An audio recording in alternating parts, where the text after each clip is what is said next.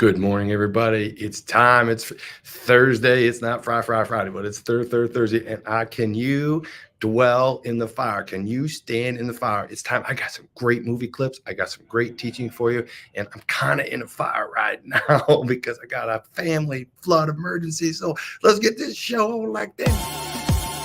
Preview. Todd is not only a remarkable, successful 30-year titan in business with having multiple businesses that generate multiplied millions of dollars. And if that plan happens to be to build $1 million company, which I can help you do. But he's humble. He's a man of God. He's a family man. The world's news organizations are built on everything but positivity. He is an influential entrepreneur and business speaker for over 30 years. I've got to forecast. I've got to pronounce. I've got to project. I've got to share with you my ideas, my vision, and my goals for not only myself, but for you.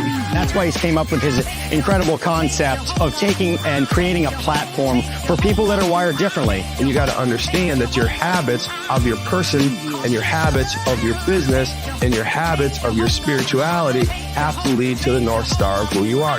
We need to figure out who we want to be in life.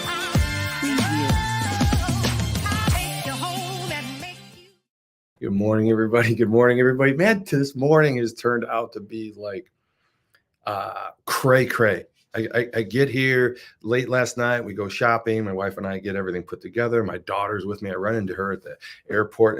If you watch the social media, you can see some of the fun stuff that we had happen yesterday. Thanks, Chad, for getting that up. And I appreciate everything everybody's doing in this social media, this wired a differently world that we're engaged in. So I come to the studio this morning, and lo and behold, it's a blessing. My old church, Sunlight Community Church, is actually out there having a meeting right now. And I shut the door and I'm like, you guys don't worry about me. And they're like, go get it, Todd. And what a cool thing. Saw Bill Church and Jeff and some old friends. And so what a great blessing this morning. It's a 30-year-old church that I helped start back in the way back here in Angola, Indiana. So they're just kicking it. And I'm just so grateful to be a part of that here in the Wired Differently studio this morning. But man, I've got a great follow-up message I want to share with you today. The 6 traits of my fire dweller leadership friends, right? So yesterday we talked about Isaiah 33, 14, 16.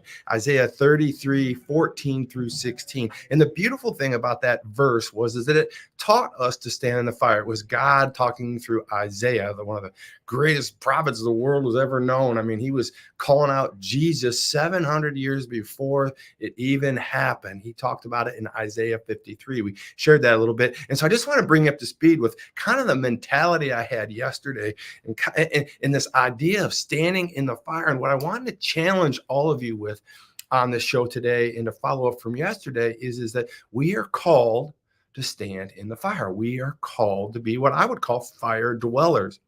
And I read the verse, and I'm going to read the verse again, but I just want to kind of tell you the story about Bart. Yesterday, I told the story about Bart, but I kind of just want to double down on it and kind of give you the framework of my thought process of kind of an idea of a worldly fire standard. I was 1987 or something like that. 1984. I was a freshman in college, and I had just barely met my wife, and I was in Schwam Hall, and I was running around with some older guys and playing football. And one of my leaders of the team and the guys I looked up to, his name was Bart. He was like a 6'7", 250-pound defensive end. And he was a great guy, still great guy. And he's a very accomplished man to this day. But the story I had to tell about Bart is that sometimes he got to drinking. And we all got to kind of partying and playing around in college and doing what college kids do. And he would change his name from Bart to Bert when things got a little bit saucy, right? Well, one afternoon we were talking about putting this party together. And so we put a party together, and the evening came around, and every one of us on that floor kind of gathered in this one particular room. About 14 or 15 of us were in this room, and it was a party, and we called it a private kegger. And someone got really wise, probably one of my friends. I know his name, but I'm not going to bring it out right here. But he figured out how to drill a hole through the wall on one side of a room and run the kegger cord through the wall and bury the tapper in the side of the wall with a little shelf that would come up and down, so you couldn't see the tapper, you couldn't see the keg hose going to the other side of the room. So we were all hanging out over there having a few cocktails or whatever, a beer. We were only drinking beer at that time. And honestly, I don't think I had very many, if any at all. But at the end of the day, I was part of the process, right? And so all this is going on. And here's what goes on, man. Sometime midway through the evening, you hear a knock on the door. I got to do a knock on the door. Hello? This is R.A. Snodgrass. Oh, no, it's the R.A., right? So we're like, oh, I got to let him in. So everyone kind of covers up and everything. We can't see the keg or anything in there. So he let him in. He looks around and goes, I heard that there's some alcohol right here. Well, we don't see any. He looks around. I smell alcohol. We said, well, we don't have any. He says, it looks like those cups have alcohol. Okay, we have a little bit here. No big deal. He says, well, I could probably not look at it, or I could look at it. But anyways, he chooses to basically leave at that particular time. We think we're kind of out the door. We stay right there. He leaves. He comes back, knocks on the door again. All right, Snodgrass. I said, oh, we're all in there. Like, here we answered, can we help you? We thought we were all good. He goes, well, I need to see that other room. So evidently he went down the road. Somebody was narking somebody out and said, listen, they probably had a few in there, but they didn't have the kegger in there because they got the hose drilled through the wall and they were trying to hide the whereabouts of the keg. And so he comes in. The student that owned the room next door had to let him in the room, and there the keg was, right in the middle of the room, and there's a hose going from the keg to the other side through the wall. Busted, right? So we got in trouble. The keg was empty. We had to move it out. We had to get through all this stuff, and the party was broke up. And then a month later, we had to go to Dean Ascott, who was the dean of the school, and we had to stand trial for our accused problems. Well, of course, Bart was in there, and he was Bert, and he was part of one of the teams. It must have been 12 of us got hauled into the jury court of the school. It wasn't a real police court. It was the college, people going to put us through this trial and see what they're going to do. They're going to kick us out or keep us or suspend us. Well, at the end of the day, the whole trial's going on like this, and Dean Ascott looks at the 12 or 15 of us in the room right there, and he says, listen, I'm going to make this short, man. I've been to college. I know what's going on, but I got to do my job. And we're like, yes, sir, yes, sir, yes, sir. And he literally looks at all of us, gives us that kind of look of like, man, why do you guys put me through this? And man, I remember just like yesterday. And he looked at the first guy sitting right to his left, and he said, listen, were you in that room? And the guy said, yes, I was. He said, did you have any of that alcohol in there? And he said, no, I did not. He said, okay, moved on to the next guy. He said, hey, were you in that room? And the guy said, yes, I was. Did you have any alcohol? And he said, no, I did not. Next guy, were you in that room? Alcohol? No, I did not. In the room? Alcohol? No, I did not. In the room? Alcohol? No, I did not. All the way down the line to the very second to last guy. He says, listen, the second to last guy in this line, I just want you to know that no one has said that they drank any alcohol in this room. And I'm going to ask you, were you in that room? He said, yes, sir, I was. And he said, did you have any of the alcohol? He said, no, sir, I did not. And the very last guy in the entire room was Bart. 6'7", 250 pounds of Bart. He wasn't Bert because he hadn't been drinking before the jury meeting, but he was Bart. And the Dean Ascott looked at Bart and he said, listen, Bart, I've just went through 14 of these guys here, and every one of them admitted they were in the room, and every one of them said they did not drink any alcohol. And YRA Snodgrass found a whole empty keg in the room next door. So I need to know, were you in that room, Bart? He said, yes, I was, sir. Bart, did you have any alcohol in that room? And Bart looked right at him. He looked at all of us. He said, yes, I did. And you could have heard the room go quiet. And he said, Bart, are you trying to tell me that you were in the room with all of these men and none of them drank any of the alcohol and the entire keg was gone and that you were the only one that partaked? So I'm supposed to believe, Bart, that you drank that entire keg. Bart looked right at him. He said, yes, sir. I drank that entire keg. Now, why do I tell this story twice? I told it yesterday because some of you didn't hear it, but today I'm telling it again because, one, I just love the story. Two, Bart is a great, great man. He's still a friend of mine. He's wired differently. Turns out that, yeah, maybe he had some little too much fun with alcohol in college. We all kind of had sinners and did some things back then and did those things, but he's clearly straightened his life out and he became the greatest high school football coach in Indiana. He's still coaching young men. He's just an amazing, amazing, successful Manchester graduate, amazing human being, amazing overcomer of a lot of things. But the whole point of what I'm trying to make here is that I hope all of you have a little Bart in you, man. I learned something. I mean, why would I be a 58-year-old man doing a Christian radio show, a Wired Differently Christian radio show, and I'm doing a whole piece on Isaiah 33:14-16 about being fire dwellers, being able to stand in the fire, be able to stand up in righteousness of God, right? How could I ever parallel that to Bart in a dorm room admitting or taking the blame for 15 men drinking a whole keg? You see, Bart was the last one on the line. Bart was the last one that could actually take the hit for the team. Like if he was in the mafia, he'd go to jail, right? He'd serve the time for the team, man. There were football players on that team. There's all kinds. It was crazy. And we never literally sit there and said, like, who's going to take the fall for this? Bart just happened to be the last one in line. Bart just happened to be the guy that really was kind of the ruckus, riotous, kind of the disruptor of the group anyways. And he was just that kind of guy. I mean, he was a fire dweller before I knew what a fire dweller was. He was a stand-up dude. He was someone that was not afraid to say, yes, I am. Yes, I am. That's me. Right? That I am a Christ follower. I am a Christian. I am not afraid to say Jesus Christ is my Lord and Savior. Yes, I am a fire dweller. You see the metaphor? You see the parallel here? You see what's trying to go on here and what I'm trying to set up for you this morning? Well, listen, I have got Isaiah 33:14-16 on my mind all last night, all this morning, and I just want to share the 6 traits of a fire dweller. I want you to understand the 6 traits that go on with someone who's willing to stand in the fire, to stand in the gap, to be that person that's going to be able to do those types of things when they're called on to be pushed around, when they're called on to be rebuked, when they're called on to be persecuted.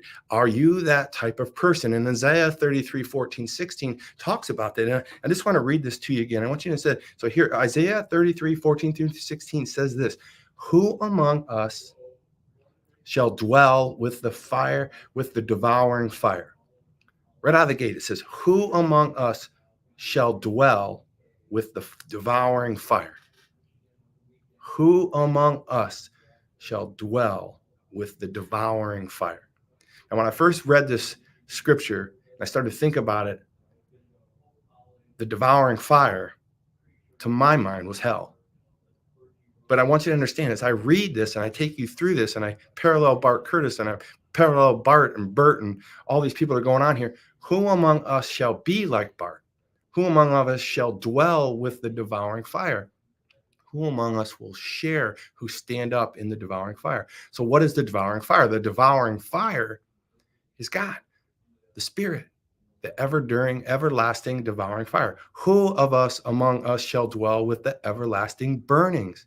The devouring fire and the everlasting burnings is this burning desire in us, this everlasting spirit in us. So I just want you to understand, we have to flip the script here because we have been conditioned so much to think about hell as fire. But God is now in Isaiah 700 years before Christ was ever born, talking about Christ is coming and talking about how and who of us are willing to dwell with the devouring fire. Who among us shall dwell with the everlasting burnings? Meaning that if you step in the fire with God, he is never leaving you. If you step in the fire with God, are you willing to stand up and own the presence? Are you willing to look right at Dean Escott and say, yes, I did. Yes, I am. And I drank the whole keg. Now, of course, Bart never drank the whole keg. He was just standing up for his peeps. Now, I don't want you to get confused with what I'm trying to say. I don't think drinking a whole keg or lying for your friends is always the best thing or a good thing. I just want you to know from a funny example, a metaphor of how sometimes we are called to do things that are bigger than ourselves, clearly, and we are to stand in the fire for our team. And if your team is Christians, if your team is Christ followers, then you're going to have to stand up to persecution. You're going to have to stand up and you're going to have to hold the line. And that's really what this is all about this morning.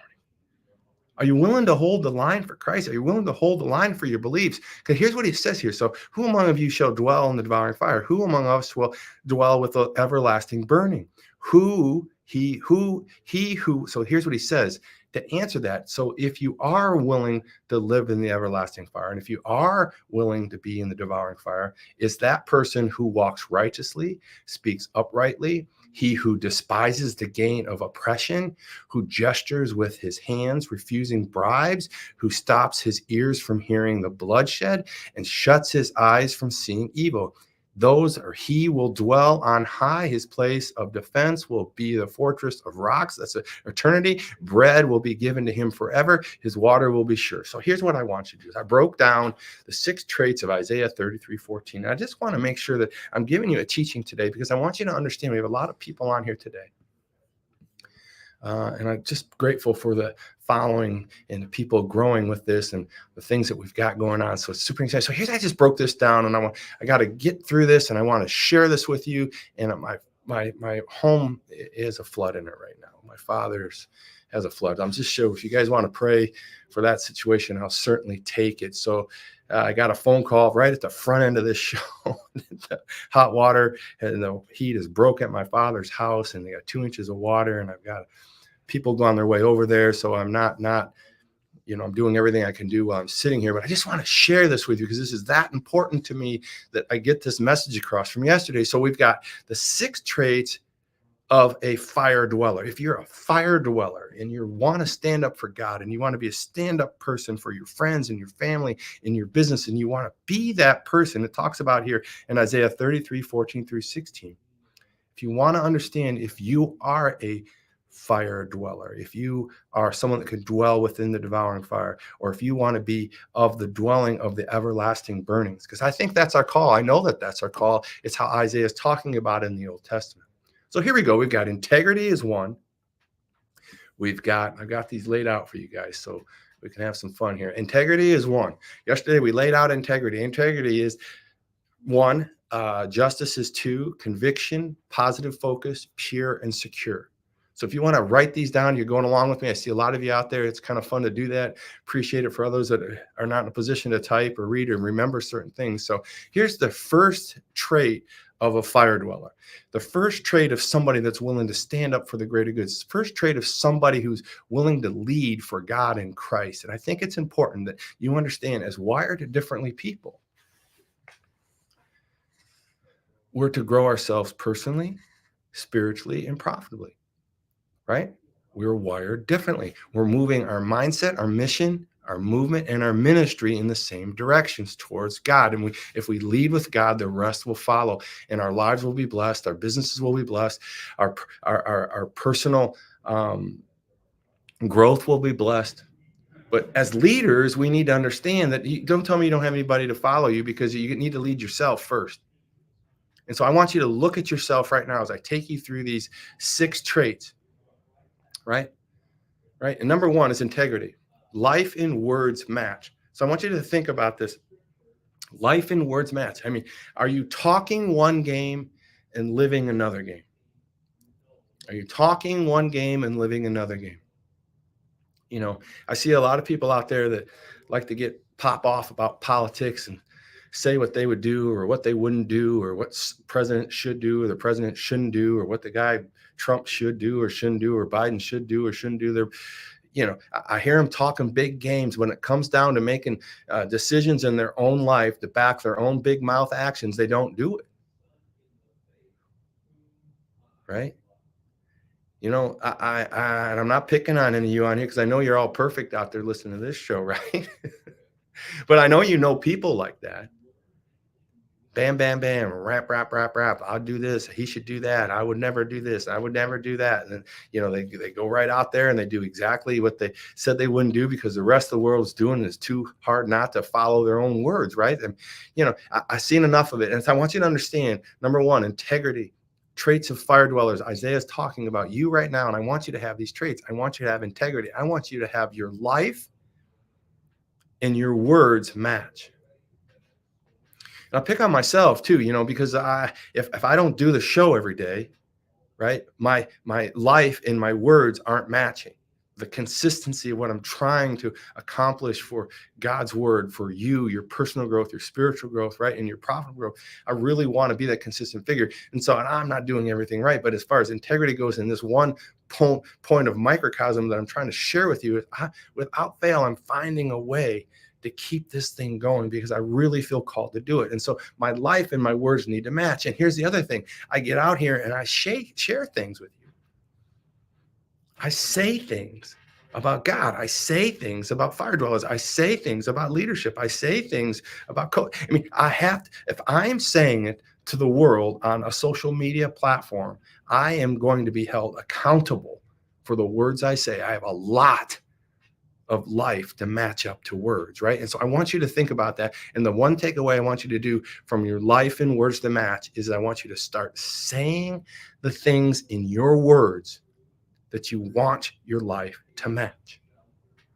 Too many of us hide out there about not proclaiming or naming or saying something that they want or something they want to do or something that they believe in. But if you profess it, there's a bigger chance that you're going to live it. And you're going to back it up, right? That's number one. Number two, justice. Reject dishonest gains. Right here, it says in Isaiah 33:15, he who despises the gain of oppression, right, rejects dishonest gains. I want you to understand, second trait of being a fire dweller is justice. Dishonest gains are not good. I know that sometimes things fall our way, a lost item or something of that nature. It's very small. But are you one of those people that literally tries to find the owner?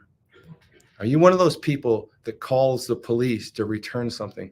Are you one of those people that really does take it seriously of rejecting dishonest gains? Right. I know a lot of us, let me just give you one of those foremost that we really, really take advantage of, and it's taxes. We're constantly trying to find the line that's legal and not legal, and it's there. Are you the person that takes cash and doesn't pay taxes on it? Rejects dishonest gains. It's a little thing. I'm not condemning anybody that's done it. I'm just saying that I want you to think about what dishonest gains means. Where is your line of dishonest gains? A fire dweller, a dweller of the fire, the everlasting burning fire, is laid out here in Isaiah. Number one, integrity. Number two, justice. Rejects the dishonest gains. Number three, conviction. Conviction. Here we go. Conviction. Values will not allow to accept bribes. It says it right in here. Isaiah 33:14-16. Refusing bribes. I mean, just literally calls it out and says bribes. So bribing was a big deal back 700 years before Christ. Think about it. Bribing's been around a long time. So you're not going to get away from someone trying to bribe you sometime in your life over something or holding something for you against somebody else, or holding something against somebody else to help you, right? Bribing means to pay you off, to buy your vote, to buy your preference, to buy your appreciation when they don't deserve it. Right? Values will not allow them to accept bribes. You cannot be paid off. Even though it's an easy check or it's something of that nature. I know we've all been there for little things. And so I want you to understand, let's start with the little things. If you can push away small bribes, you're going to have practice in pushing away larger bribes, right? Conviction. Number 3, conviction. Number 4, positive focus. Positive focus, right? A leader refuses to dwell on destructive issues, right? If you're just catching up right now, number 1, a leader refuses to not have his life and words not match. Number 2, a leader has justice and rejects dishonest gains. Number 3, a leader has conviction and has values that will not accept bribes, from Isaiah 33:14 through 16. And number 4, a leader has positiveness. A fire dweller leader, a fire dweller, one who has chose Christ, has chose God in their life to lead forward as a fire dweller, as laid out in Isaiah 33:14 through 16, has chosen positiveness. They have that trait of positiveness. Positiveness, positive focus, right? Refuses to dwell on destructive issues. Positive focus is someone who refuses to dwell on destructive issues. Come on now, somebody, you need to understand that you have a lot of positive things going on in your life and you have some negative things going on in your life. And then you have some things that are destructive.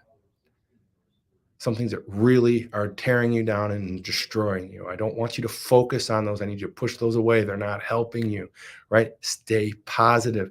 Look at the bright side. Manage down the bad things. Manage out the bad things. Stay on the focus.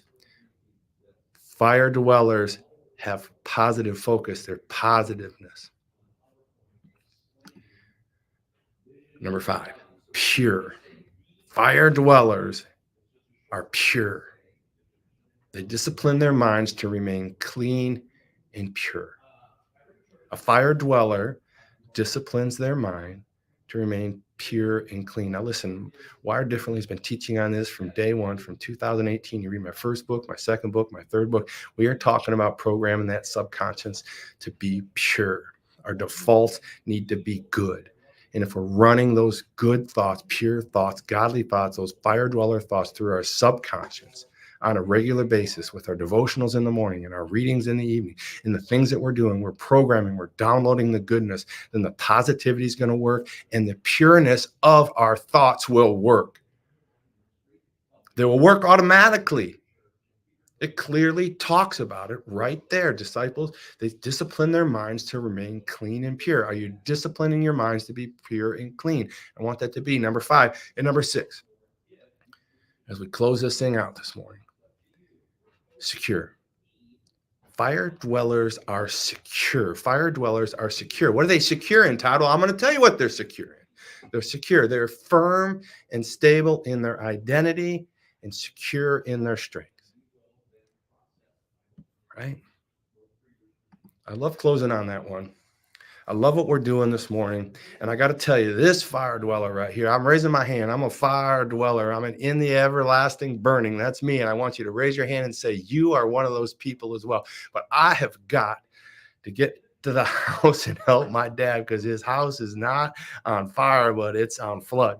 So we want to get there, but I just want to make sure you knew how much I appreciate you and you knew how much I care about the consistency, right? And the conviction I have with this. And I'm going to run these through for you. The 6 traits of you being fire dwellers is 1, integrity, justice, conviction, positive focus, pure and secure.